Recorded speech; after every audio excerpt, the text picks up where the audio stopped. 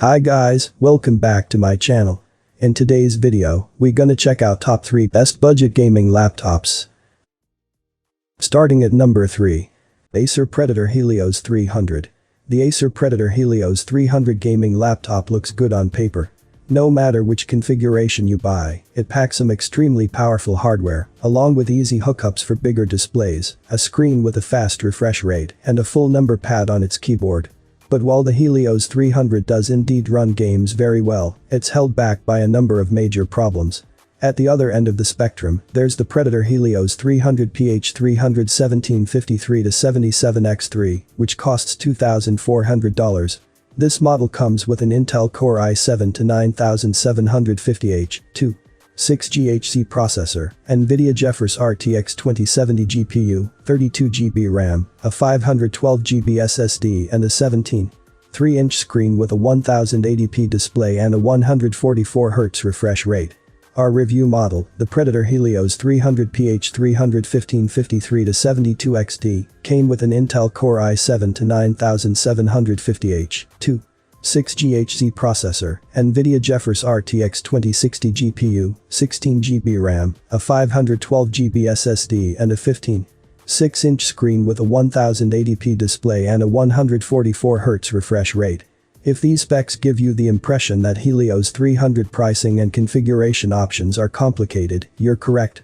There's not much rhyme or reason to the pricing, and it's not clear how many more variations like our review unit might be waiting in the wings.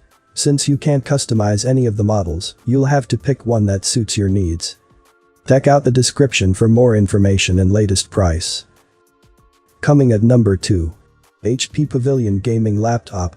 Prices start at $770 on HP's site for the latest version of the laptop, with NVIDIA's 4GB GeForce GTX 1650 graphics card, but I tested a $1,250 version, with a stronger 6GB GTX 1660 Ti. Both run on an Intel Core i7-9750H processor, and, generally speaking, it's a good deal for what you're getting in design, specs and performance, and HP offers some nice upgrade options if you buy direct. However, if you have money to spend, you can go the other direction and load it up with 32GB of memory and keep the dual drive array ahead. You can also bump up the display to a 144Hz panel for better gaming performance or a 4K resolution display aimed at content creators. The base display is okay for general use, but its color seemed muted and it didn't get especially bright, a frequent issue for budget laptops. You can also just take advantage of its HDMI or USB-C ports for an external monitor if you're doing color-critical content creation. My laptop's component combo turned out excellent performance for daily tasks and gaming. I fired up Battlefield V, set quality to high, and ran through a couple of campaigns full screen at 1080p and never dropped below 60 frames per second during the action. The case was the same with Far Cry 5, which hit 71 FPS on the game's built-in benchmark. Less demanding titles like Fortnite and older games such as Titanfall 2 didn't skip a beat either, even on their highest detail settings. But all that performance does hurt battery life.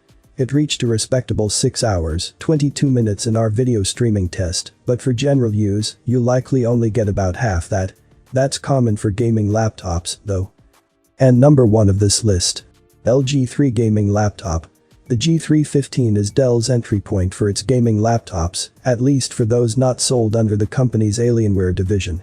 This is the step-down model from the G515, which won an Editor's Choice Award from us last year, but don't take that as a knock. Despite being lower end, the G3 and G5 have some component overlap. You can essentially get the same configuration and similar performance for less money by going with the G3, even if the design isn't as polished or sturdy feeling.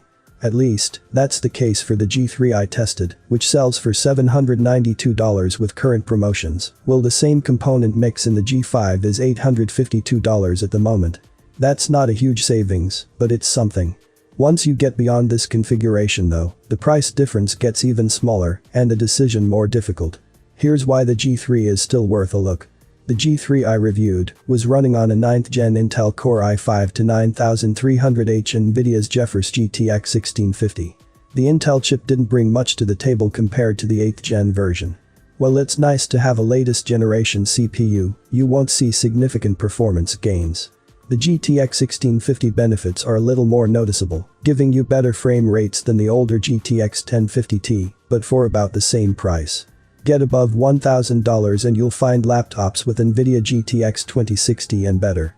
Basically, with the 1650 you're unlikely to hit the smooth 60 FPS we look for on demanding games at 1920x 1080 pixel resolution, but getting over 30 FPS at that resolution for current titles is doable. If you want headroom for future games, I recommend saving up for a G5 or another gaming laptop with at least a GTX 1660 Ti or ideally a GeForce RTX 2060. I have included this product links in the description. You can check out this link for more information and latest price. Thank you for watching this video. Please subscribe to my channel, leave a like and share with your friends.